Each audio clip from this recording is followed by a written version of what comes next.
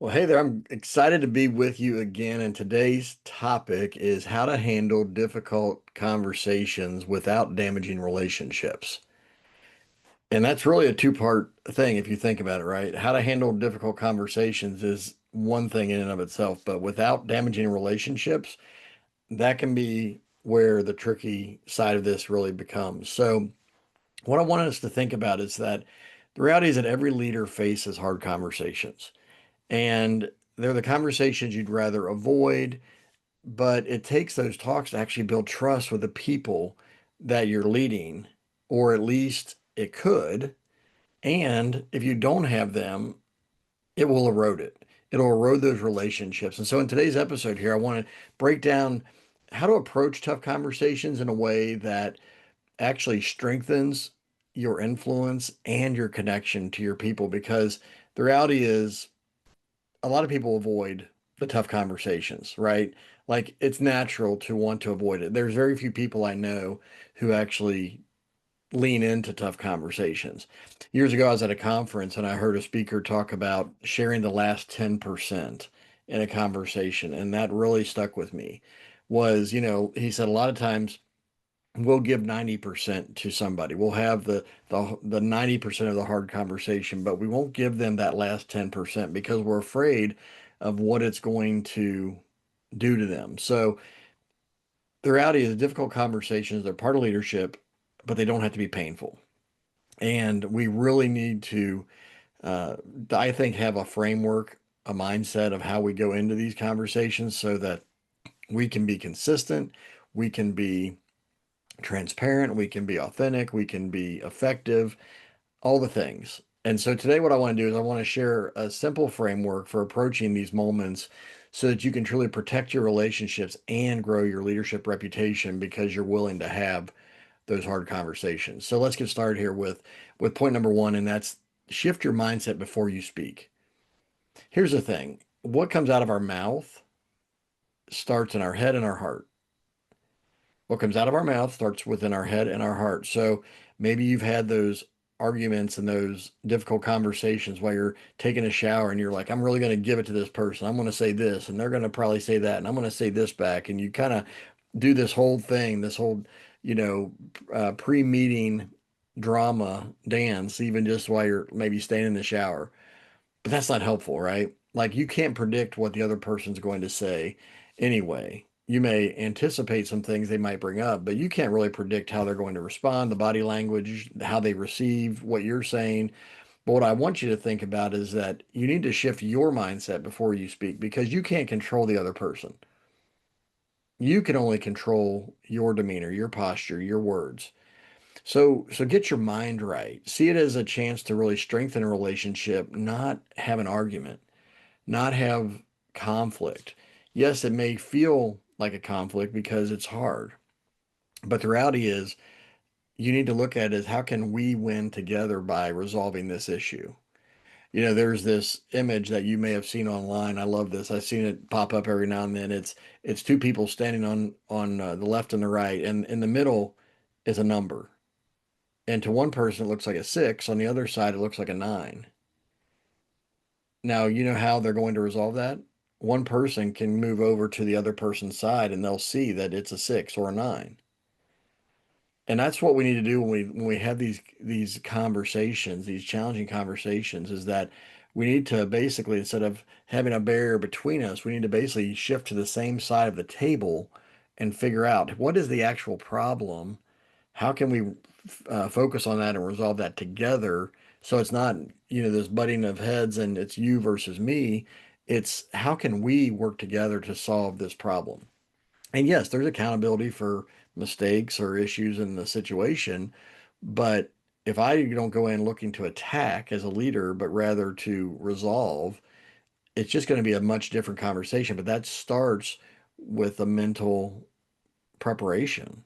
So first, you need to shift your mindset before you speak. Second, you need to prepare with empathy and clarity. You need to prepare with empathy and clarity. So what you need to do is you need to know what your main point of the conversation is and what is your desired outcome. And you can really go in there and say, you know what? I want to. anticipate that person's perspective, but I also want to listen deeply. I want to hear their side of the story or hear their side of the situation. What are their thoughts? Go in with a willingness to ask better questions, to understand better. Um, in the seven habits of highly effective people, one of the principles is one of those habits are seek first to understand, then be understood. Stephen Covey was saying, look, you need to seek first. You need to go in saying, I want to understand your perspective on this or your explanation of this, whatever it may be, so that I can understand and then I can share my perspective. There's also another great book by Bob Teague and a co-writer that he talks about leading with questions. And I've actually interviewed him before. And he does a great job of just sharing how asking great questions lead to better results because you don't have to be the answer man or the answer woman when you lead with questions. You just need to go and say, what is the situation? Let's get clear on the details. What are your ideas on how to resolve this? Maybe it is, what were you thinking when you made that decision, or what were you doing when that happened? The more you understand, the better you can lead and move forward. But you have to prepare with empathy and clarity of what is the main issue here that we need to address, and what is the desired outcome here? Because when you go in with those two things, it just changes the whole atmosphere of the meeting, of the conversation. So you need to think about, well, this person may approach it this way. You can anticipate maybe some of their responses, but you can't really predict everything they're going to say or how they're feeling. Or here's the thing, even on the day you meet, you don't know what's going to happen at home or on the way to work or on the way to the meeting, whatever it may be. There's just so many variables. So if you go in with empathy and you say, you know what, I want to understand first. I want to get my mind around things so that we can ultimately get to a conclusion and resolution here. It just changes everything because now you start to disarm the other person who feels maybe on the defensive because they feel like you're going to come in and attack. So seek first to understand, then be understood. Prepare with that empathy, prepare with clarity of what you want. And then third here is lead with curiosity, but not accusation. And that goes back to these questions, right? Don't go in firing at them. Go in with curiosity. And then also stay calm, present, and professional. This is big, especially when we're starting out in leadership or maybe we haven't had a lot of experiences dealing with the tough stuff. What is it that you need to do to be calm, to stay fully present, and to be professional? Because that's something that is a skill set that we develop over time because of experiences that we've had. Managing your tone, how you pace the conversation, your body language, facial expressions, right? Like that's tough. I'm a person that tends to wear my emotions on my sleeve. It's hard to restrain my what I'm thinking on my face sometimes, and I have to remember that even if I start to feel tension welling up inside me, even if I feel like um, I want to explode because I'm upset about something, or I think that's not a very wise idea, or whatever, right?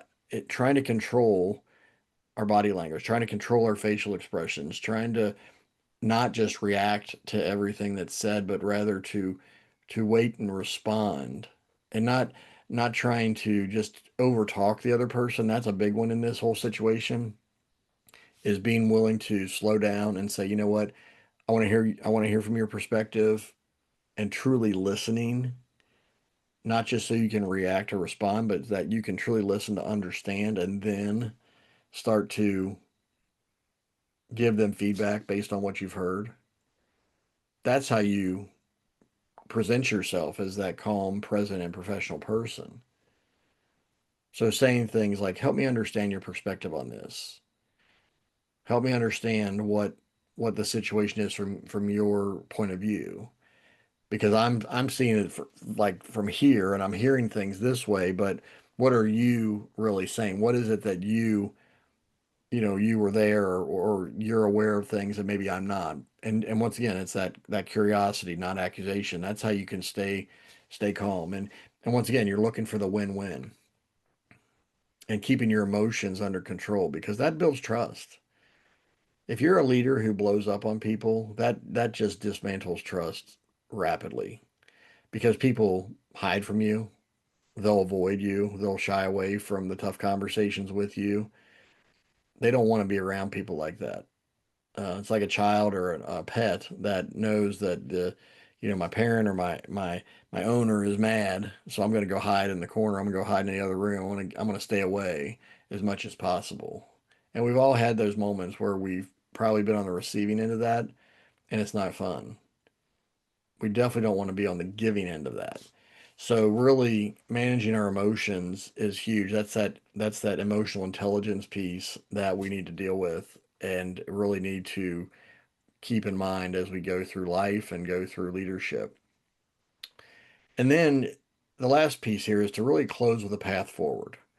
So don't leave the meeting with it being open-ended.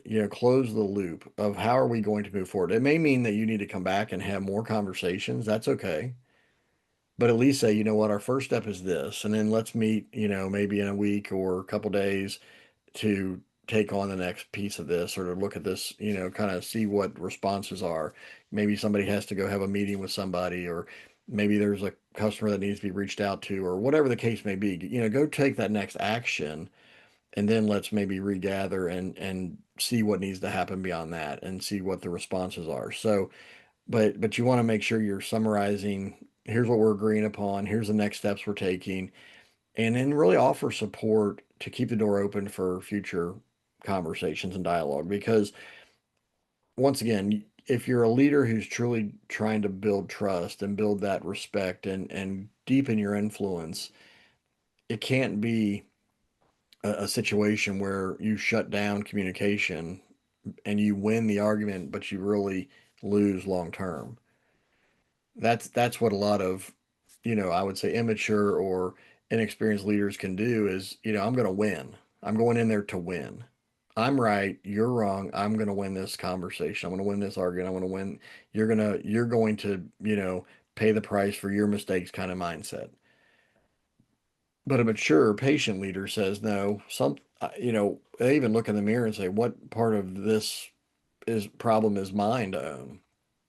What have I not done maybe to prepare my people to be more successful or to do things in a better way? So there's ownership that we can take.